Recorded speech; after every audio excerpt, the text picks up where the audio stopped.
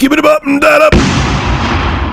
So yesterday, Apple announced 3 new iPhones. There's the iPhone 8 and 8 Plus, which now have a glass back with wireless charging and updated specs, a camera bump, so on and so forth. It's kind of funny to me though, because the iPhone 8, even though now it has a glass back and it's more refined looking, I will say that, looks almost identical to the iPhone 7. The iPhone 7 looks almost identical to the iPhone 6s, and the iPhone 6s looks almost identical to the iPhone 6. They've basically been using the same design to a T since the iPhone 6. So you're going 1, 2, 3, 4 generations with a similar aesthetic, and I don't know, that to me just is kind of tacky, to be quite honest with you. But whatever, that wasn't the main event of Apple's announcement yesterday. We knew a totally redesigned iPhone was coming, and Apple didn't disappoint. They announced the iPhone X, or the iPhoneX. I wonder what the hell happened to the iPhone 9, but whatever. They called it the iPhone X, probably because it's 10 years since Steve Jobs announced the original iPhone. So it's kind of like a big momentous occasion for them. And a lot of the rumors that you heard about the iPhone X are true. It has a virtually bezel-less screen. The camera in the back is vertical. It's all glass. They say it's the most durable glass ever put on a smartphone. Yada, yada, yada, blah, blah, blah. I'm not here to talk about specs. There's a billion different articles and a billion different videos that are like 30 minutes long discussing the specs of the iPhone X, the iPhone 8, and the iPhone 8 Plus. What I'm here to talk about is Face ID and how it failed miserably yesterday. Now, I will say this, and I'm going to give a spoiler alert where I'm going to basically spoil my own video. I think Face ID will be fine.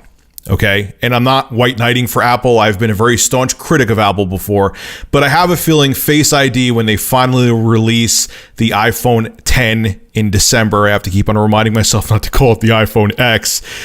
Face ID is going to be A-OK. It's going to work seamlessly and everything's going to be hunky-dory. But when they showed it and demonstrated it yesterday, well, it didn't work out too well. Here is Apple's Craig Federighi attempting to open up the iPhone X via Face ID. Take a look. iPhone X. This is a phone we've been dreaming about for a long time, but the reality of it in your hand, it's really something epic. So let's take a look.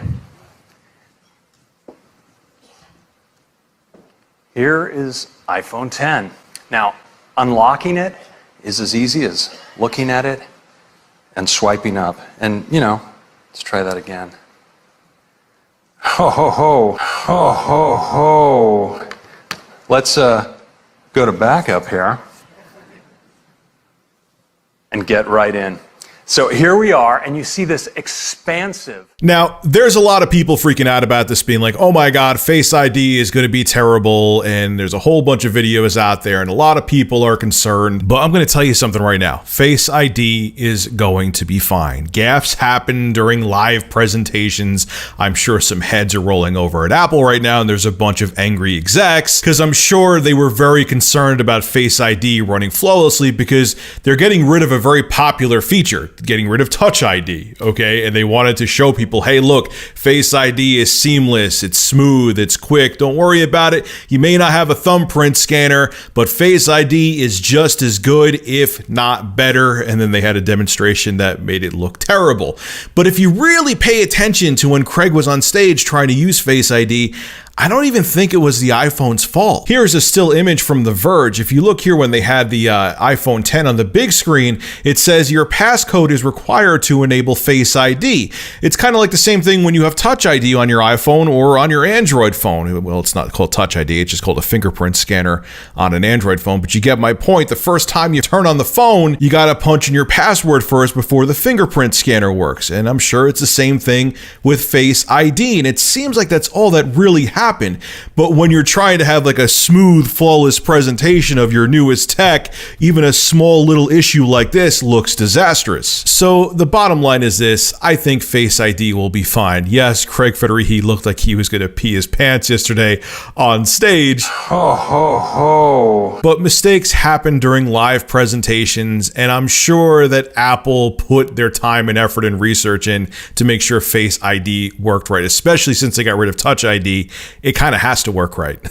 All right, and this is coming from the guy who called out Apple when with the iPhone 7, they got rid of the headphone jack, and I made a huge video ranting and raving about that. So if you're looking to pick up an iPhone 10 and that presentation made you nervous, I wouldn't lose any sleep over it. I'm sure the kinks will be worked out. And as a matter of fact, like I just said in this video, I don't really think there were any kinks. I just think that someone didn't punch in the code. So when Craig went to actually swipe up and look at the screen to make Face ID work, it wasn't enabled. It's as simple as that. Now I know the million-dollar question a lot of you have is, Rich, are you going to buy the iPhone 10? Probably not, to be honest with you. I have the OnePlus 5, and I think this is an absolutely amazing phone. It is my favorite phone of all time, hands down, and I've had a lot of smartphones, so for me to say that without hesitation is a big deal. I'm very happy with it. I love the camera on it. It's super fast. I'm not going to do a review of it here, but it's an amazing phone, and it's the first time that I don't feel like I need to, either sell it or get something different to, get some extra features. The OnePlus 5 is a phenomenal device, and I'm very happy with it. So I have no desire to get another phone. But with that being said, I think the iPhone 10 looks like a really good phone. The screen looks great. I'm sure the cameras are going to be phenomenal on it. I wish they brought back the headphone jack, really wish they brought that back, but we know that Apple, once they do something, they never retract on it. So it is what it is, but it looks like a really interesting piece of tech, and it feels like Apple finally caught up to their competitors with the iPhone 10. This is Rich of Review Tech USA signing out. Have a good one. Ho, ho, ho.